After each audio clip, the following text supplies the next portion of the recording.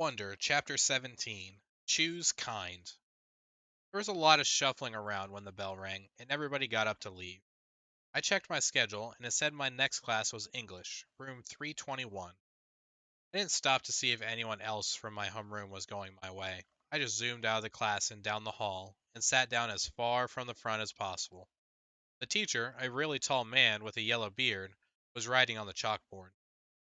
Kids came in laughing and talking in little groups, but I didn't look up. Basically, the same thing that happened in homeroom happened again. No one sat next to me except for Jack, who was joking around with some kids who weren't in our homeroom. I could tell Jack was the kind of kid other kids like. He had a lot of friends. He made people laugh. When the second bell rang, everyone got quiet and the teacher turned around and faced us. He said his name was Mr. Brown, and then he started talking about what we would be doing this semester. At a certain point, somewhere between A Wrinkle in Time and Shen of the Sea, he noticed me, but kept right on talking. I was mostly doodling in my notebook while he talked, but every once in a while I would sneak a look at the other students. Charlotte was in my class. So were Julian and Henry. Miles wasn't. Mr. Brown had written on the chalkboard in big block letters Recept. Okay, everyone, write this down at the very top of the first page in your English notebook. As we did, what he told us to do, he said, "Okay, so who can tell me what a precept is? Does anyone know?" No one raised their hands. Mr. Brown smiled, nodded, and turned around to write on the chalkboard again. Precepts equal rules about really important things. Like a motto, someone called out. Like a motto, said Mr. Brown, nodding as he continued writing on the chalkboard. Like a famous quote. Like a line from a fortune cookie. Any saying or ground rule that can motivate you.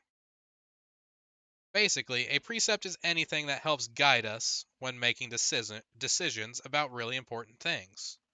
He wrote all that on the chalkboard and then turned around and faced us. So, what are some really important things? He asked us.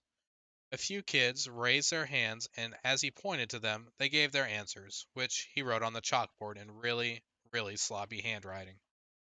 Rules, schoolwork, homework. What else? He said as he wrote, not even turning around. Just call things out. He wrote everything everyone called out. Family, parents, pets. One girl called out the environment. The environment. He wrote on the chalkboard and added, our world. Sharks, because they eat dead things in the ocean, said one of the boys, a kid named Reed. And Mr. Brown wrote it down. Sharks. Bees, seatbelts, recycling, friends. Okay, said Mr. Brown, writing all these things down. He turned around, and when he finished writing, to face us again. But no one's named the most important thing of all. We all looked at him, out of ideas. God? Said one kid, and I could tell that even though Mr. Brown wrote God down, that wasn't the answer he was looking for. Without saying anything else, he wrote down, who we are. Who we are, he said, underlining each word as he said it. Who we are. Us, right? What kind of people are we? What kind of person are you? Isn't that the most important thing of all? Isn't that the kind of question we should be asking ourselves all the time? What kind of person am I? Did anyone happen to notice the plaque next to the door of the school? Anyone read what it says? Anyone? He looked around, but no one knew the answer. It says, know thyself, he said, smiling and nodding. And learning who you are is what you're here to do. I thought we were here to learn English, Jack cracked, which made everyone laugh. Oh, yeah, and that too, Mr. Brown answered, which I thought was very cool. He turned around and wrote in big, huge block letters that spread all the way across the chalkboard. Mr. Brown's September Precept. When given the choice between being right or being kind, choose kind. Okay, so everybody, he said, facing us again, I want you to start a brand new section in your notebooks and call it Mr. Brown's Precepts. He kept talking as we did when what he was telling us to do. Put today's date at the top of the first page, and from now on, at the beginning of every month, I'm going to write a new Mr. Brown precept on the chalkboard. and you're going to write it down in your notebook. Then we're going to discuss that precept and what it means.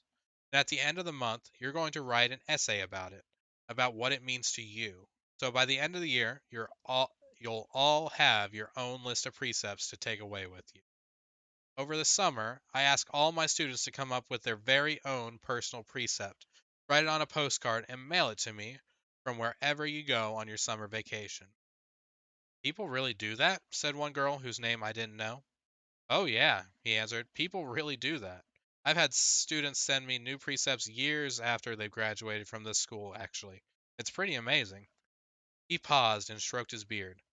But, anyway, next summer seems like a long way off, I know. He joked, which made us laugh.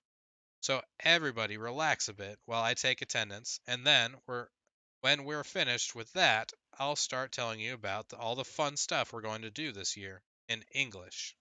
He pointed to Jack when he said this, which was also funny, so we all laughed at that. As I wrote down Mr. Brown's September precept, I suddenly realized that I was going to like school, no matter what.